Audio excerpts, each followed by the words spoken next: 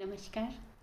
आइए हम हमारी वीडियो की श्रृंखला में आज पुष्टि मार्ग को समझने की कोशिश करते हैं और जानने की कोशिश करते हैं। देखिए, पुष्टि मार्ग वह मार्ग है जिसने हमारे समाज में एक संजीवनी धारा का प्रवाह किया है। इस मार्ग के प्रवर्तक श्रीमद् वल्लभाचार्य जी को मैं प्रणाम करती हूँ सर्वप्रथम, और उनके वंशज समस्त गुरु श्रृंखला को भी प्रणाम करती हूँ, जिन्होंने लगभग आज 600 वर्षों तक इस धारा को वैसे ही आह्लादित जनजीवन में प्रेम का संचार कर देने वाली धारा के रूप में जीवंत बनाए रखा और हमारे समाज में कृष्ण भक्ति का एक स्रोता, कृष्ण भक्ति का वह आनंदमय जीवन और वह सिद्धांत अब तक जीवित बनाए रखा। मैं इस पुष्टि मार्ग को यद्यपि सामर्थ्य नहीं रखती समझाने का, क्योंकि यह अत्यंत विद्वजनों का और स्वयं कृष्ण की साक्षात, ऐसा माना जाता है कि यह साक्षात कृष्ण का जीवंत मार्ग है, तो मैं इतना सामर्थ्य तो नहीं रखती हूँ, लेकिन फिर भी मैं कोशिश कर सकती हूँ कि अपने विद्यार्थियों को बहुत ही सरलता से इस मार्ग को समझा सकूँ और शुद्धाद्वैत दर्शन क्या है उसकी जानकारी विद्यार्थियों को मैं दे सकूँगी। मैं अपनी कोशिश कर रही हूँ केवल, अतः मैं क्षमा प्रार्थी हूँ यदि इसमें कोई किस प्रकार की गलती हो या इसमें कोई भी ऐसी चीज़ आ जाए।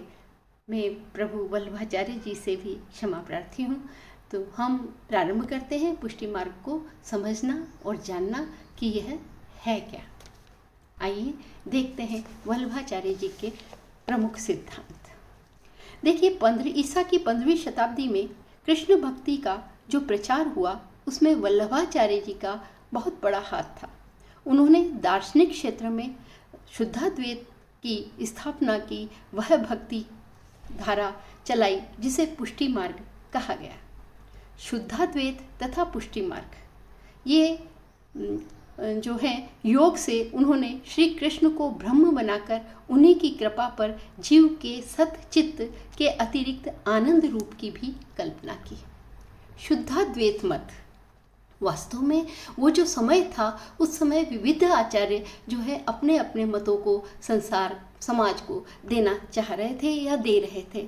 उससे पूर्व भी हमें देखना होगा कि शंकराचार्य जी ने जो है वो 7वीं शताब्दी के अंदर निर्गुण को ब्रह्म का परमार्थिक और असली रूप स्थापित किया और अद्वैतवाद की स्थापना की थी। और उन्होंने निर्गुण रूप को प्रमुख माना और सगुण जो रूप था उसको मायिक रूप, माया का रूप माना था। लेकिन वल्लभाचार्य जी ने इस बात को पूर्णतः उलट दिया और उन्होंने सगुण रूप को जो था वह उनका असली रूप, सगुण जो है वह हमने निर्गुण और सगुण पढ़ा कृष्ण या भक्ति मार्ग को पढ़ते समय, तो उस समय उनका निर्गुण जो रूप है वह उनका वास्तविक रूप माना वल्लभाचार्य जी ने, और जो निर्गुण रूप है उसे तिरोहित रूप माना, उसे वास्तविक रूप मतलब तिरोहित, वो सर्वव्यापी है, वो सर्वत्र है, यह तो उन्होंने माना है। लेकिन सगुण रूप जो है वही उनका वास्तविक रूप है। और इसको बताकर सारे समाज को उन्होंने यह बताया कि सगुण भक्ति है ना, जो निर्गुण कौन देश को वासी, ये बात उन्होंने अपने कृष्ण की भक्ति के अंदर सूरदास जी ने कई प्रश्न पूछकर गोपियों के द्वारा उद्धव को ये पूछकर बताया कि निर्गुण कौन है, कौन देश को है पिता, कौन मात है, कौन उसके मात और कौन देश को वासी है, वो कहाँ रहता है, ये बात उन्होंने इसके माध्यम से पूछी। तो इस प्रकार से जो शंकराचार्य जी थे उन्होंने इस मत के बारे में कई बार पूछा। वल्लभाचार्य जी ने अपने मत को स्थापित करते हुए शुद्धाद्वैत मत का प्रतिपादन किया। ये ब्रह्म में अचिंत्य शक्तियाँ मानते हैं कि ब्रह्म में अनेकानेक, जिसको हम सोच नहीं सकते, इतनी शक्तियाँ उनमें हैं। और एक आविर्भाव की और दूसरी उनकी प्रमुख शक्तियाँ हैं, वो है तिरोभाव की। किसी को भी वो प्रकट कर सकते हैं और किसी भी चीज़ को तिरोभाव कर सकते हैं। उसकी सत्य, चित्त और आनंद, ये 3 स्वरूप हैं। वह अपनी शक्ति के द्वारा जगत के रूप में परिणत भी हो जाता है और परे भी हो जाता है। कभी भी वो संसार में अवतार के रूप में आ भी जाते हैं और वो तिरोहित भी हो जाते हैं। वह अपने स्वरूप का कहीं आविर्भाव और कहीं तिरोभाव किए रहता है।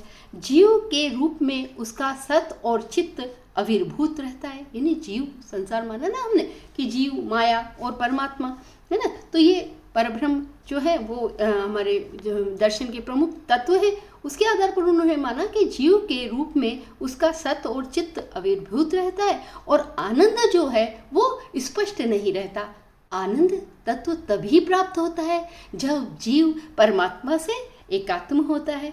जड़ में सत की आविर्भूत, जड़ में जड़ तत्व जो है ना, चेतन और जड़, तो उसके अंदर भी सत आविर्भूत रहता है और दूसरे तिरोभूत रहते हैं। इस प्रकार उन्होंने मायावाद, शंकराचार्य का जो मायावाद है उसको शुद्ध करके अपने मत का प्रतिपादन किया और उनका ये जो मत था वो शुद्धाद्वैत कहलाया, यानी अद्वैत का शुद्ध रूप कहलाया। अर्थात उन्होंने जड़ को भी जो है वो आनंद का रूप दिया है। उन्होंने जड़ तत्व जो है वह भी सत्य तत्व के अंदर जड़ को भी सत्य माना, असत्य नहीं है। तो जितने भी तत्व हैं वो सारे तत्व संसार के परमात्मा के ही एक उनकी इच्छा से प्रकट हुए रूप को उन्होंने स्वीकार किया। अब हम ये देखते हैं सर्वप्रथम, यदि हम जैसे कि हम माने शुद्धाद्वैत में श्री कृष्ण है, तो श्री कृष्ण कौन है? वल्लभाचार्य के अनुसार कृष्ण परब्रह्म है। वही संसार का पालन पोषण और संहार करते हैं। वही सृष्टि का उपादान कारण और स्वयं सच्चिदानंद स्वरूप है। उन्हीं से जीव और प्रकृति की उत्पत्ति होती है। जीव में कृष्ण के सत और चित्त गुणों का प्रादुर्भाव हुआ है, परंतु आनंद तत्व जो है वो स्पष्ट नहीं होता जीव में। क्यों? क्योंकि जीव परमात्मा थोड़ी है। इस प्रकार जड़ प्रकृति में केवल सत तत्व का प्रादुर्भाव हुआ है और चित्त और आनंद का तिरोभाव हुआ है। वास्तव में तीनों तत्वों की यही विषमता जीव, प्रकृति और परमात्मा के भेदों का कारण है। ये तीन ही तत्व होते हैं, दर्शन शास्त्र जिसे हम कहते हैं या हम देखते हैं दर्शन के अंदर, तो ये है ना, कौन से? जीव, प्रकृति और परमात्मा, ये तीन ही तत्व होते हैं ना। तो जीव के अंदर सत और चित्त रहता है, परमात्मा आनंद रूप होता है, प्रकृति में सत रहता है, लेकिन चित्त और आनंद तिरोभाव रहता है। वही त्रिगुणात्मक ब्रह्म श्री कृष्ण है जो अपने गुणों के आविर्भाव और तिरोभाव से इस संसार के रूप में प्रकट होते हैं। जनसाधारण में ग्रहण करने के लिए वल्लभाचार्य ने कृष्ण के एक लोक की भी कल्पना की है जिसे उन्होंने गोलोक कहा है। और वह गोलोक जहाँ आज भी राधिका है ना और भक्त आत्मा के रूप में गोपियों के साथ निवास करते हैं। भक्तों को लीला का आनंद देने के लिए पृथ्वी पर प्रभु अवतार लेते हैं, कृष्ण अवतार लेते हैं तथा भक्त ही गोपी, ग्वाल, नंद, यशोदा का रूप ग्रहण कर लेते हैं और श्री कृष्ण और राधा की लीला का आनंद उठाते हैं। वही वल्लभाचार्य के दार्शनिक सिद्धांतों का धार्मिक पक्ष है। तो ये ही सिद्धांत जो है वो शुद्धाद्वैत मत के रूप में कृष्ण को के आधार बनाकर इन्होंने शुद्धाद्वैत मत की स्थापना की है। इसी के अंदर हमने देखा अभी प्रकृति तत्व जो है वो क्या है? सत तत्व है। अर्थात पेड़ पौधे, जितनी भी वनस्पति, जितने उपादान हैं जड़ तत्व के, वो सभी सत्य है। क्यों? क्योंकि देखा आपने जब कृष्ण का विरह हो जाता है तो कृष्ण भक्तों ने कितने अच्छे गीत जो है पद लिखे हैं। देखिए अत कालिंदी अतिकारी, साकार हो गई कालिंदी। कालिंदी अर्थात यमुना काली पड़ गई कृष्ण के वियोग में ना। और जब लता पतादिक सब क्या कहते, जब विरह संयोग था तो बहुत अच्छी लगती थी विरह में। तब ये लता लगती अति शीतल, अब लगती ज्वाला की पुंजे, अब ये ज्वाला के पुंजे लग रही है। तो अर्थात पूरी की पूरी प्रकृति जो है वो साकार हो गई, अर्थात सत्य है वो। हम असत्य नहीं कह सकते, लेकिन आत्मा है, वह क्या है? परमात्मा ने क्षमा करें, वल्लभाचार्य के अनुसार आत्मा जो है वो परमात्मा के आनंद गुण से तिरोभूत हो जाती है। लेकिन जब जीव और ब्रह्म एक हो जाए तब ब्रह्म जीव का उपादान कारण हो जाता है और जीवात्मा परमात्मा का अंश बन जाती है। इस प्रकार से जीवात्मा जो है वह भी आनंद स्वरूप हो जाती है और आनंद को प्राप्त करने लगती है। परमात्मा के अंदर आनंद और जो चित्त रूप है वह उसको साकार करने लगती है। तो इस प्रकार से उन्होंने शुद्धाद्वैत और पुष्टि मार्ग, है ना, तो दूसरा जो तत्व है उसे हम देखते हैं। पुष्टि मार्ग क्या है? जिस प्रकार पुष्टि मार्ग के संबंध में हरिराय जी उनके एक वंशज भी हैं और उनकी परंपरा के गुरु भी हैं, तो उन्होंने इसमें पुष्ट मार्ग लक्षणानी के अंदर इसका जो परिचय दिया है उसमें उन्होंने लिखा है कि जिस मार्ग में लौकिक तथा अलौकिक, सकाम तथा निष्काम सब साधनों का अभाव ही श्री कृष्ण के रूप में प्राप्ति के का जो साधन बन जाता है, जहाँ जो फल है वही साधन हो जाए, वही पुष्टि मार्ग कहलाता है। अर्थात सेवा का फल सेवा ही होता है। परमात्मा की सेवा करना भी तो जीवन में एक अनमोल और आनंद का रूप है। यह सिद्धांत वल्लभाचार्य जी का मुख्य रूप से रहा। यह मार्ग वास्तव में आनंद का मार्ग है, यह मार्ग प्रेम का मार्ग है, यह अनुग्रह का मार्ग है, यह जो है पूरी तरह से जीवन को जीने का मार्ग है ना। तो इतने सुंदर मार्ग को पुष्टि मार्ग के माध्यम से वल्लभाचार्य जी ने बताया, जिस मार्ग में भगवत विरह अवस्था में भगवान की लीला का अनुभव, मात्र संयोगावस्था का सुख अनुभूत होता है, जिस मार्ग में सब भावों में लौकिक विषय का त्याग, उन भावों के सहित देहादि का भगवान को सब कुछ समर्पण करना ही पुष्टि मार्ग कहलाता है। तो पुष्टि मार्ग के सिद्धांतों की जो परिणति है वो हम इतने समय बाद भी हमारे समाज के अंदर बहती हुई धारा में देख सकते हैं, क्योंकि इसे जीवन जीने का विषय बताया है, ये जानने का नहीं, जीवन जीने का विषय है पुष्टि मार्ग। तो इस प्रकार से हम देखते हैं कि प्रभु ने कितना सुंदर, वल्लभाचार्य जी ने बहुत ही सुंदर मार्ग की स्थापना इसके अंदर की और उन्होंने इस मार्ग की जो व्याख्या की उसके अंदर मुक्ति के 2 मार्ग बताए हैं। श्रीमद् वल्लभाचार्य ने एक कहा है कि यह एक तो ज्ञान का मार्ग होता है जिसे मर्यादा मार्ग कहते हैं, और दूसरा अनुग्रह अर्थात प्रेम का मार्ग होता है जिसमें प्रभु कृपा कर देते हैं, वह पुष्टि मार्ग कहलाता है। और जो मर्यादा है वह श्रेष्ठ है ना। पुष्टि मार्ग प्राप्त जो मुक्ति है उसके अपेक्षा मर्यादा मार्ग को सामान्य मार्ग उन्होंने माना है। अर्थात मर्यादा मार्ग पुष्टि मार्ग से थोड़ा सा सामान्य मार्ग हम कह सकते हैं। एक प्रकार से हम इसे कि इसके लिए अधिक साधन की आवश्यकता नहीं होती है। पुष्टि मार्ग के लिए अनुग्रह का मार्ग है, क्योंकि ये तो भक्त को परमेश्वर के प्रति आत्मसमर्पण करना चाहिए और उसके अनुग्रह की प्रतीक्षा नहीं करनी है, क्योंकि वह तो अनुग्रह का दान करता है ना। मुक्ति प्राप्त करने के बाद जीवात्मा परमात्मा के सन्निकट पर मोक्ष की कामना नहीं करता, वह तो केवल यह चाहता है कि मैं केवल उनकी सेवा करता रहूं, है ना, उन्हीं को मैं देखता रहूं जीवन के अंदर, उन्हीं के प्रति अपने जीवन को समर्पित कर दूं। तो एक प्रकार से यह समर्पण का मार्ग भी गुरुदेव ने यानी वल्लभाचार्य जी ने इसमें बताया है।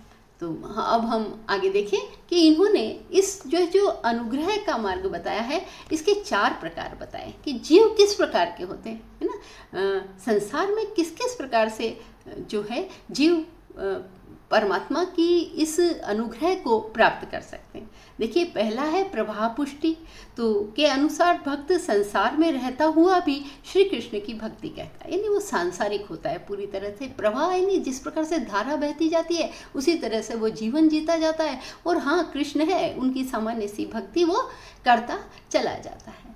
दूसरा हम देखते हैं मर्यादा पुष्टि के अनुसार भक्त संसार के समस्त सुखों को अपना जो हृदय है वह दे देता है, खींच देता है। श्री कृष्ण का गुणगान और उनके कीर्तन द्वारा भक्ति की वो साधना करता चला जाता है। और इस प्रकार से ये दोनों श्रेणियां जो है वो सामान्य मनुष्य की है, जिसमें वो प्रभाव पुष्टि और मर्यादा पुष्टि को प्राप्त करके प्रभु का अनुग्रह और प्रभु की भक्ति सामान्य सी करता चला जाता है। पुष्टि में भगवान के प्रति प्रेम करने का भक्त का एक व्यसन सा हो जाता है।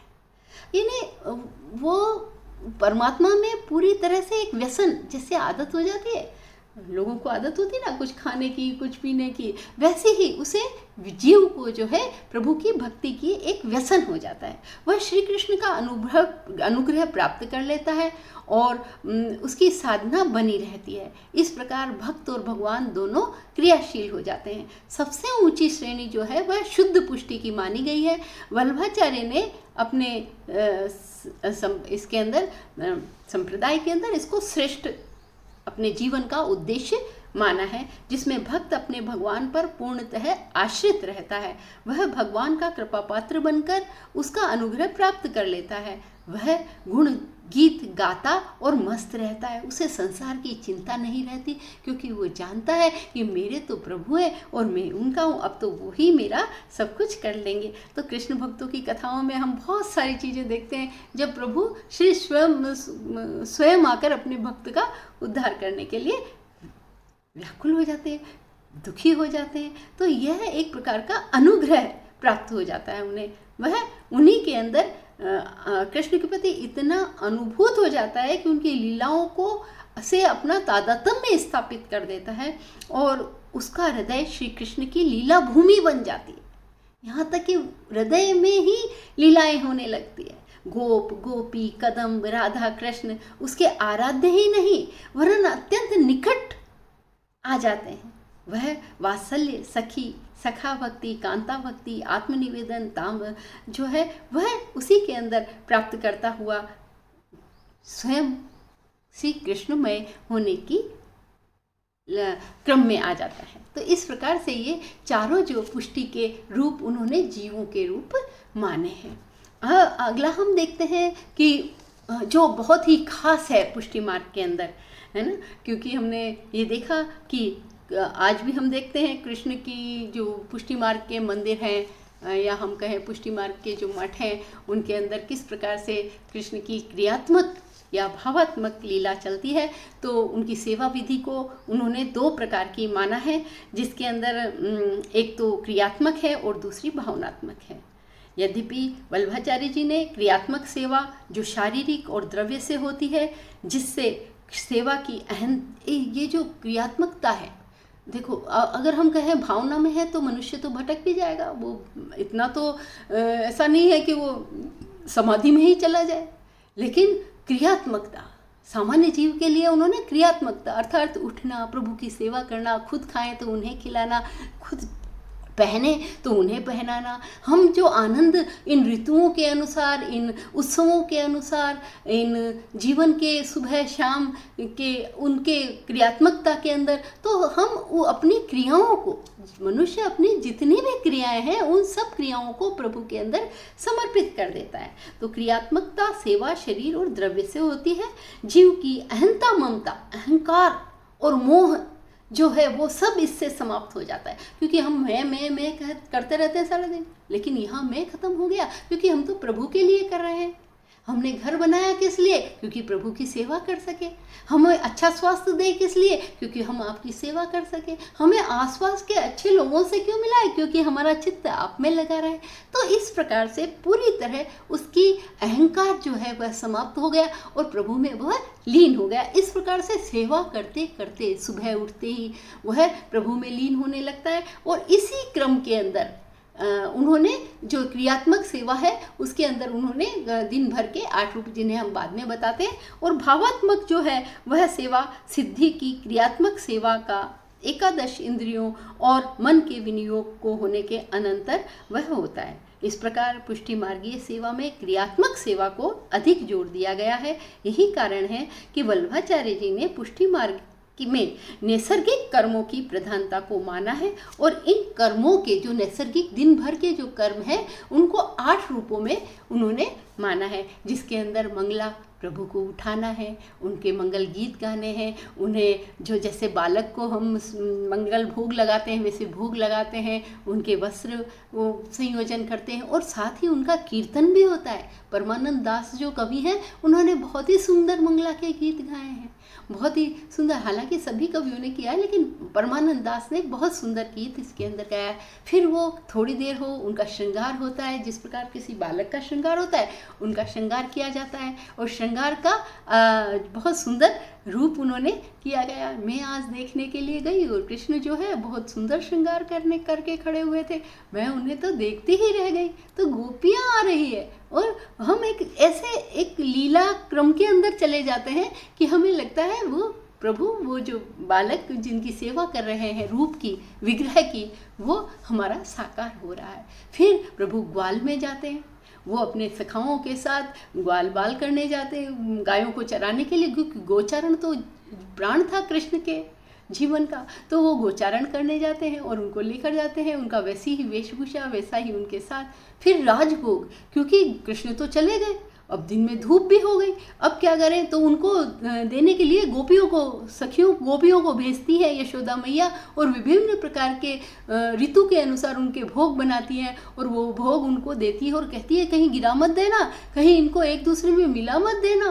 और कितनी सहज भाव से वो इस प्रकार के गीतों का संयोजन किया है कवियों ने। इसको हम अगले वीडियो में देखेंगे कि अष्टछाप के कवियों ने इसका कितना सुंदर वर्णन किया है। तो राजभोग होता है और उसके पश्चात उत्थापन, थोड़ी देर आराम करते हैं बालक और उसके पश्चात उनको वापस जगाया जाता है, उत्थापन किया जाता है। फिर पुनः भोग, उनको वापस पुनः थोड़ा बहुत फल फूल जो है वो उनको, क्योंकि वन के अंदर थे तो वहीं वो वन की जो बिल्लियाँ थी वो उनके लिए भोग लेकर आती है, फल फूल का वो लेते हैं और तत्पश्चात वो गायों को लेकर, समस्त गायों को लेकर अपने घर आते हैं। वहाँ उनकी संध्या आरती की जाती है ना, माँ जो है गायों का। और इतना सुंदर वर्णन किया है कवियों ने, कभी गायें खुरों से उड़ती हुई धूल का, उनकी घंटियों की आवाज़ का, उनका एक साकार चित्रात्मक भाषा के साथ उनका प्रयोग किया है कि हम उसे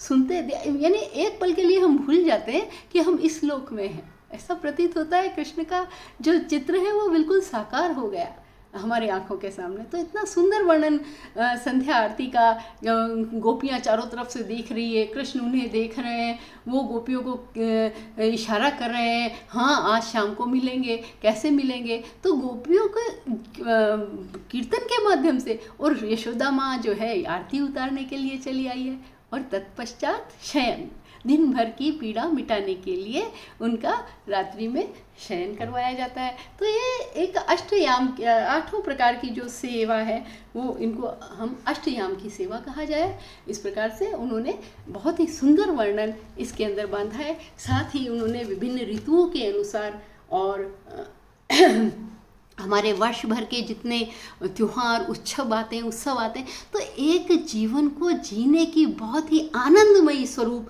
जो है यह पुष्टि मार्ग की सेवा के अंदर है।